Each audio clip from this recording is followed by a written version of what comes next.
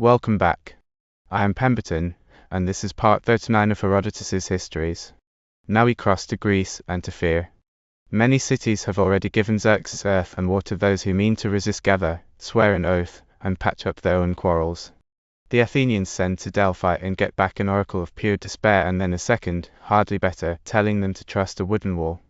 One man, Themistocles, argues that the wooden wall means the fleet, and that Salamis will be kind to Greece and stakes everything on it. And the allies send out begging for help, first of all to the rich and mighty Gelon, tyrant of Syracuse, away in Sicily. Let us go on.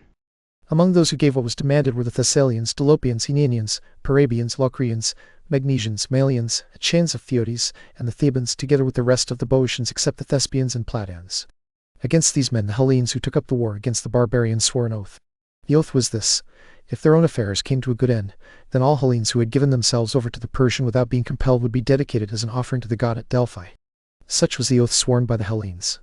Xerxes, however, had not sent heralds to Athens or Sparta to demand the gift of earth, and this was the reason. At the earlier time, when Darius had sent men for this very purpose, one of these peoples threw those who made the demand into a pit, and the other threw them into a well, telling them to take earth and water from there and carry it to the king. For this reason Xerxes did not send men to make this demand. What evil came upon the Athenians for doing this to the heralds I cannot say, except that their land and city were laid waste, but I do not think this happened for that cause. On the Lacedaemonians, however, there fell the wrath of Talthybios, the herald of Agamemnon. In Sparta there is a temple of Talthybios, and there are also descendants of Talthybios called Talthybiads, to whom all herald missions sent from Sparta have been given as a hereditary right. After this event, when the Spartans sacrificed, they could not obtain favorable omens. This remained the case for a long time. The Lacedaemonians were distressed and regarded it as a great misfortune. General assemblies were repeatedly gathered, and proclamations were made asking whether any Lacedaemonian was willing to die for Sparta. At last Sperthius, son of Anaristos, and Bules, son of Nicolaus, Spartans of noble birth and among the foremost in wealth, voluntarily offered themselves to pay the penalty to Xerxes for the heralds of Darius who had perished at Sparta. So the Spartans sent these men to the Medes to be put to death. Not only the courage these men showed then is worthy of admiration, but also the sayings that followed. As they were on their way to Susa, they came to Hydarnes. Hydarnes was a Persian by race, and commander of those who lived on the sea coasts of Asia. He offered them hospitality and entertained them, and while they were his guests he asked them this: Lacedaemonians, why do you flee from becoming friends of the king? You may see when you look at me and my fortunes that the king knows how to honor good men. So also you, Lacedaemonians, if you gave yourselves to the king, since you already have a reputation with him as good men, each one of you would rule over Hellenic land by the gift of the king. Hydarnes, your counsel concerning us is not evenly balanced. You give advice after having tried one thing, but you have no experience of the other. You know well what it is to be a slave, but you have never yet tried freedom, to know whether it is pleasant to taste or not. If you had tried it, you would advise us to fight for it not only with spears, but also with axes. Thus they answered Hydarnes. Afterward they went up to Susa and came into the king's presence. First, when the spearmen of the guard ordered them, and tried to force them to do obeisance to the king by falling down before him, they said they would do no such thing, even if the guards pushed them down head first. It was not their custom, they said, to do obeisance to a man, and that was not why they had come. After resisting this, they next spoke these words, or words to this effect: O king of the Medes, the Lacedaemonians have sent us in place of the heralds who were killed in Sparta, to pay the penalty for their lives. When they said this, Xerxes, moved by a spirit of magnanimity, replied that he would not be like the Lacedaemonians. They had violated the customs accepted by all men by killing heralds, but he would not himself do the thing for which he blamed them, nor would he free the Lacedaemonians from their guilt by killing these men in return. Thus the wrath of Talthybios ceased for the time, even though the Spartans had done no more than this, and although Sperthius and Bules returned to Sparta. But long afterward, during the war between the Peloponnesians and Athenians, it was roused again, as the Lacedaemonians report. I perceive this most clearly to have been the act of the deity, that the wrath of Talthybios fell upon messengers, and did not cease until it had been fully satisfied was in accordance with justice, but that it happened to come upon the sons of the very men who went up to the king because of that wrath, namely Nicolaus, son of Bules, and Anaristos, son of Sperthius, makes it evident to me that the matter came about by an act of the deity caused by this wrath. This Anaristos was the same man who conquered the men of Heliais, who came from Turns, by sailing into their harbor with a merchant ship filled with fighting men. These men, sent by the Lacedaemonians as envoys to Asia, were betrayed by Sitox, son of Tyres and king of the Thracians, and by Nymphodoros, son of Pythes, a man of Abdera. They were captured at Bysand on the Hellespont, then carried away to Attica and put to death by the Athenians. With them was also Aristeus, son of Adamantos, the Corinthian. These things happened many years after the expedition of the king. I now return to the earlier narrative. The march of the king's army was a name directed against Athens, but in fact it was going against all Hellas. The Hellenes had learned of this long before, but they were not all affected in the same way. Some of them, having given earth and water to the Persian, felt confidence, supposing they would suffer no harm from the barbarian. Others, who had not given them, were in great terror, seeing that there were not enough ships in Hellas to receive the invader in battle, and that most of the states were unwilling to take up the war and readily adopted the side of the Medes. Here I am compelled by necessity to declare an opinion that would seem offensive to most men. Nevertheless, I will not refrain from saying what I plainly see to be true. If the Athenians, terrified by the danger threatening them, had left their land, or if, without leaving their land, they had stayed and surrendered themselves to Xerxes, no one would have attempted to oppose the king by sea. If no one had opposed Xerxes by sea, then on land the result would have been something like this. Even if the Peloponnesians had thrown many layers of walls across the isthmus, the Lacedaemonians would have been deserted by their allies, not voluntarily but by necessity, because these allies would have been conquered city by the barbarians' naval force, and the Lacedaemonians would have been left alone. Left alone, after displaying great deeds of courage, they would have died nobly. Either they would have suffered this fate, or before that, seeing the other Hellenes also taking the side of the Medes, they would have made an agreement with Xerxes. Thus in either case Hellas would have come under the rule of the Persians, for I cannot discover what good the walls across the isthmus would have done when the king controlled the sea. As things happened, however, if a man said that the Athenians proved to be the saviors of Hellas, he would not fail to speak the truth. Whichever side they turned to, that side was likely to weigh down the balance. They chose that Hellas should continue to exist in freedom.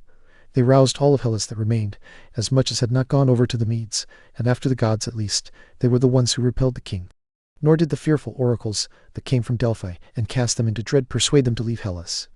Instead they stayed behind and endured the coming of the invader against their land. The Athenians had sent men to Delphi to inquire and were preparing to consult the oracle. After these men had performed the customary rites in the sacred precincts, they entered the sanctuary and sat down there. Then the Pythian prophetess, whose name was Aristonica, uttered this oracle to them. "Why do you sit here, you wretched men? Flee to the furthest limits, leaving your home in the heights of the wheel, round city behind you. Neither the head nor the body remains safe, neither the feet below, nor the hands, nor the middle are left. All are destroyed together, for fire and the passionate war god, driving the Syrian chariot at speed, hurls them to ruin. He shall destroy not yours alone, but many more great strongholds, and shall deliver many temples of the gods to ravening fire, temples that now stand firm, sweating with terror, trembling with dread, and from the topmost roof down to the pavement dark blood trickles, foretelling the dire evil that cannot be avoided. Go forth from the shrine and steep your soul in sorrow." When the men sent by the Athenians heard this oracle, they were greatly distressed. As they despaired because of the evil prophesied to them, Timon, son of Androbulos, a Delphian equal in reputation to the foremost, advised them to take a suppliant's bow and approach a second time to consult the oracle as suppliants. The Athenians did as he advised and spoke in this way. "Lord, we pray that you utter to us some better oracle about our native land, having regard for these suppliant bows that we have come to you carrying. Otherwise we will surely not depart from the sanctuary, but will remain here where we now are until we bring our lives to an end." When they said this, the prophetess gave them a second oracle. "Pallas cannot prevail to appease great Zeus in Olympos, though she entreats him with many words and closely woven wiles. But I will tell you this more, and will fasten it with adamantine steel, when all else shall be taken, all that the boundary of Cecrops holds within, and the dark ravines of most divine Cithaeron Zeus grants to the Tritoborn goddess, that a wooden bulwark alone shall remain unwasted, which shall profit you and your children. Do not stay there for the horsemen and countless footmen to come. Do not stay still for the host from the mainland, but withdraw, turning your back to the foe, for yet you shall face him hereafter.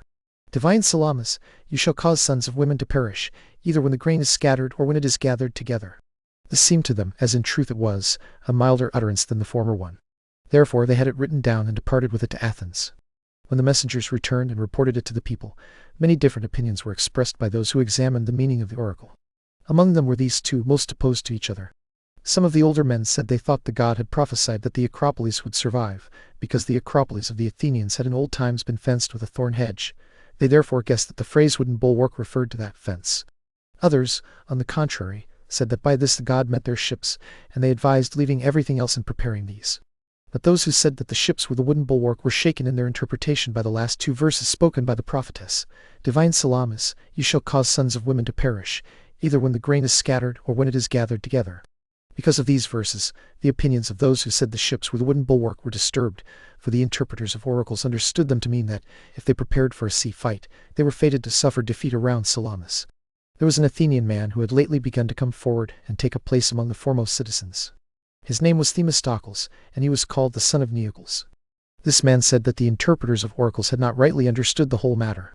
He argued that, if the words that had been spoken really referred to the Athenians, he did not think the oracle would have expressed it so mildly. It would have said, Salamis the merciless, instead of Salamis the divine, at least if the settlers of Salamis were destined to perish around it. In truth, he said, the oracle had been spoken by the god in reference to the enemy, if one understood it rightly, and not to the Athenians. Therefore he advised them to prepare to fight a battle by sea, because in this lay their wooden bulwark. When Themistocles declared this opinion, the Athenians judged that it was preferable to the advice of the interpreters of oracles, who told them not to prepare for a sea fight, nor in short to raise their hands at all in opposition, but to leave the land of Attica and settle somewhere else. Another earlier opinion of Themistocles also proved to be the best at the right moment. The Athenians had acquired large sums of money in the public treasury from the mines at Laurion, and they were intending to divide it among themselves, each man receiving 10 drachmas in turn. Then Themistocles persuaded the Athenians to give up this plan of distribution, and to use the money to build 200 ships for the war, meaning the war against the Aeginetans. That war, when it arose, proved in fact to be the salvation of Hellas at that time, because it compelled the Athenians to become a naval power. The ships, though not used for the purpose for which they had originally been built, thus served Hellas when need arose. These ships, then, the Athenians already had, having built them beforehand, and it was necessary for them to construct others in addition. When they took counsel after the oracle had been given, they resolved to receive the barbarian invading Hellas with the full force of their ships, following the commands of the god, together with those Hellenes who were willing to join them. These oracles had been given earlier to the Athenians. When those Hellenes who had the better mind concerning Hellas came together in one place, considered their affairs, and exchanged pledges with one another, they deliberated together and thought it best, first of all, to reconcile their enmities and put an end to the wars they had with each other. There were wars going on between others also, and especially between the Athenians and the Aeginetans. After this, being informed that Xerxes was with his army at Saris, they decided to send spies to Asia to observe the king's power. They also resolved to send envoys to Argos to form an alliance against the Persian, and others to Sicily to Gelon, son of Danamenes, and also to Corcyra, urging them to come to the assistance of Hellas, and still others to Crete. Their aim was that, if possible, the Hellenic race might unite as one, and that they might all join together and act toward the same end, since dangers were threatening all the Hellenes equally. The power of Gelon was said to be great, far greater than any other Hellenic power. When they had resolved these things, they reconciled their enmities, and then first sent 3 men as spies to Asia. These men came to Sardis, learned about the king's army, and were discovered. After being examined by the generals of the land army, they were being led away to die. Death had been determined for them, but Xerxes, being informed of this, found fault with the decision of the generals and sent some of his guard spearmen, commanding them, if they found the spies still alive, to bring them into his presence. They found them still surviving and brought them before the king. Then Xerxes, when he learned for what purpose they had come, ordered the spearmen to lead them around and show them the whole army, both infantry and cavalry. When they had looked at these things to their satisfaction, he ordered that they be allowed to go away unharmed to whatever land they wished. This was the command he gave, adding at the same time the saying, if the spies had been put to death, the Hellenes would not have been informed beforehand of his power, how far beyond description it was, while by putting 3 men to death they would not have greatly damaged the enemy. But when these men returned to Hellas, he thought it likely that the Hellenes, hearing of his power, would surrender their freedom to him of their own accord before the expedition, which was already being set in motion, took place, and thus there would be no need for them to have the labor of marching an army against them. This opinion of his is like his thinking at other times. When Xerxes was in Abydos, he saw vessels carrying grain from the Pontus sailing out through the Hellespont on their way to Aegina and the Peloponnese. Those who sat by his side, learning that the ships belonged to the enemy, were ready to capture them, and were looking to the king to see when he would give the word. But Xerxes asked where the men were sailing. They replied that they were going to his enemies, carrying grain to them.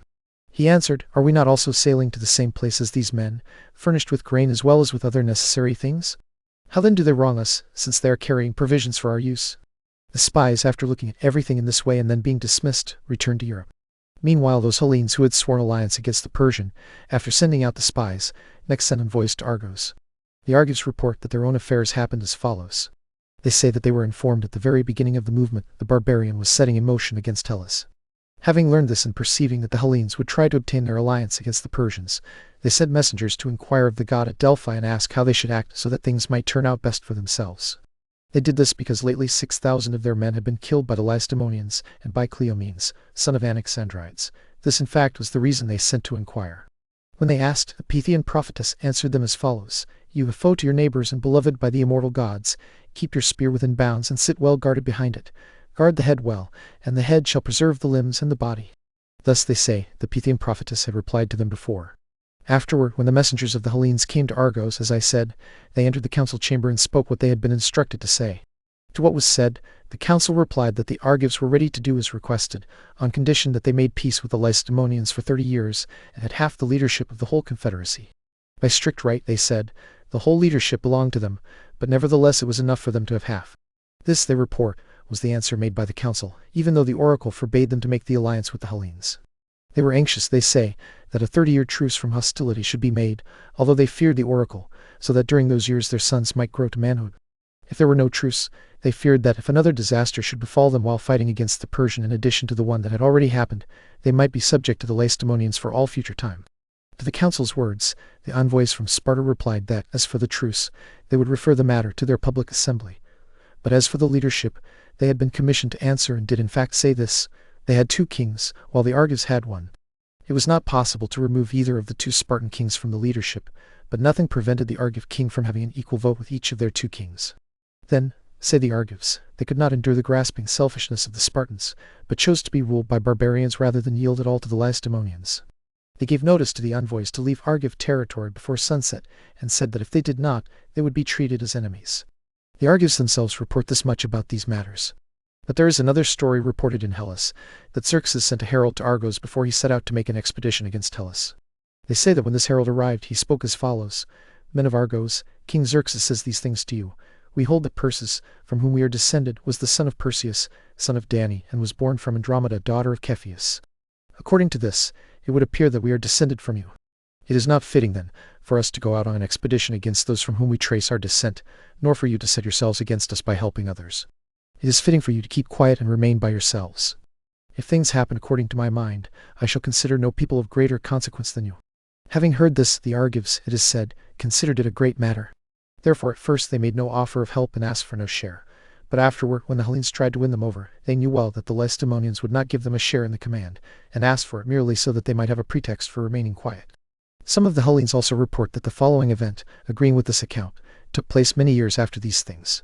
They say that envoys of the Athenians happened to be in Susa, the city of Memnon, on some other matter, namely Callias, son of Hipponikos, and the others who went up with him. At that very time the Argives had also sent envoys to Susa, and these asked Artaxerxes, son of Xerxes, whether the friendship they had formed with Xerxes still remained unbroken, if they themselves wished to maintain it, or whether he regarded them as enemies. King Artaxerxes said that it most certainly remained unbroken, and that there was no city he considered more his friend than Argos.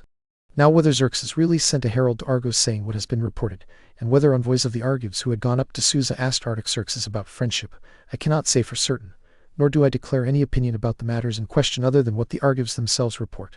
But I know this much: if all the nations of men brought together into one place the evils they themselves had suffered, wishing to exchange them with their neighbors, each people, after closely examining the sufferings of the others, would gladly carry back home the evils they had brought. Thus it is not the Argives who have acted most basely of all. I am bound to report what is reported, though I am not bound altogether to believe it, and let this saying be understood to apply to every narrative in the history. For I must add that this too is reported, that the Argives were actually the ones who invited the Persian to invade Hellas, because their war with the Lacedaemonians had ended badly, and they were willing to suffer anything whatever rather than the trouble that was then upon them. The matters concerning the Argives have now been told. Meanwhile envoys from the allies had come to Sicily to confer with Gelon, and among them was Siagros from the Lacedaemonians. The ancestor of this Gelon, the man who settled at Gela, was a native of the island of Telos, which lies off Triopian. When Gela was founded by the Lindians of Rhodes and by Antiphemos, he was not left behind. In time his descendants became, and continued to be, priests of the mysteries of the earth goddesses. This office was obtained by Tylines, one of their ancestors, in the following way. Certain men of Gela, after being defeated in a party struggle, had fled to Mactorian, the city that stands above Gela. Tylines brought these men back to Gela from exile with no force of men, but only with the sacred rites of these goddesses. From whom he received these rites, or whether he obtained them for himself, I cannot say, but trusting in them, he brought the men back from exile on the condition that his descendants should be priests of the mysteries of the goddesses. It has also caused me wonder that Tylines was able to accomplish so great a deed, considering what I am told. Such deeds, I think, are not likely to come from every man, but from one who has a brave spirit and manly vigor. Yet the people who live in Sicily say that Tylines was, on the contrary, a man of soft character and rather poor spirit. He had obtained the privilege I have mentioned in this way. Later, when Cleander, son of Pantares, came to the end of his life after being despot of Gela for 7 years, and was finally killed by Sibylos, a man of Gela, Hippocrates succeeded to the monarchy. He was the brother of Cleander. While Hippocrates was despot, Gelon, who was a descendant of Teleines the priest of the mysteries, served as a spearman of the guard to Hippocrates, along with many others, among them Anasidmos, son of Patacos. After no long time, because of his valor, Gelon was appointed commander of the whole cavalry. When Hippocrates successively besieged the cities of Callipolis, Naxos, Zancle, Leontini, Syracuse, and also many towns of the barbarians, Gelon showed himself in these wars to be a most brilliant warrior. Of the cities I have just mentioned, not one except Syracuse escaped being reduced to subjection by Hippocrates. The Syracusans, however, after being defeated in battle at the river Loros, were rescued by the Corinthians and Corcyraeans. These men rescued them and brought the quarrel to a settlement on the condition that the Syracusans should give Camarina up to Hippocrates. Camarina in ancient times used to belong to the men of Syracuse. Then it was the fate of Hippocrates also, after he had been despot for the same number of years as his brother Cleander, to be killed at the city of Hybla, where he had gone on an expedition against the Sicilians. After this Gelon made a pretense of helping the sons of Hippocrates, Euclides and Cleander, when the citizens were no longer willing to submit to them. In reality, after he had won a battle against the men of Gela, he robbed the sons of Hippocrates of the power and became ruler himself. After this stroke of fortune, Gelon restored to Syracuse those Syracusans called land holders, after they had been driven into exile by the common people and by their own slaves, who were called Calirians. He restored these men from the city of Kesmin to Syracuse, and in this way gained possession of Syracuse also, for when Gelon came against them, the common people of Syracuse delivered up both their city and themselves to him. After Gelon had received Syracuse into his power, he made less account of Gela, though he ruled that city also, and he entrusted it to his brother Hieron, while he set about strengthening Syracuse. That city immediately rose and shot up into prosperity. First, he brought all the people of Camarina to Syracuse and made them citizens, and he razed the city of Camarina to the ground. Second, he did the same to more than half of the men of Gela as he had done to the people of Camarina. As for the Megarians of Sicily, when they were besieged and had surrendered by agreement, the well-to-do men among them, although they had stirred up the war with him and expected to be put to death for this reason, he brought to Syracuse and made citizens. But the common people of the Megarians, who had no share in the guilt of this war and did not expect that they would suffer any harm, he also brought to Syracuse and sold as slaves to be carried away from Sicily. He did the same thing also to the men of Euboea in Sicily, making the same distinction among them. He dealt in this way with these two cities because he thought that a body of common people was a most unpleasant element in a state. And there we will pause, with the Greek envoys in Gelon's hall in Sicily, and Gelon offering a vast army and fleet, but only at a price the Spartans and Athenians will never pay. Next time, in part 40, how that embassy fails, how Argos and Corcyra and Crete all find their reasons to stay home, and how the Greeks at last fix on two narrow places to make their stand. Mind the footnotes, and beware the folly.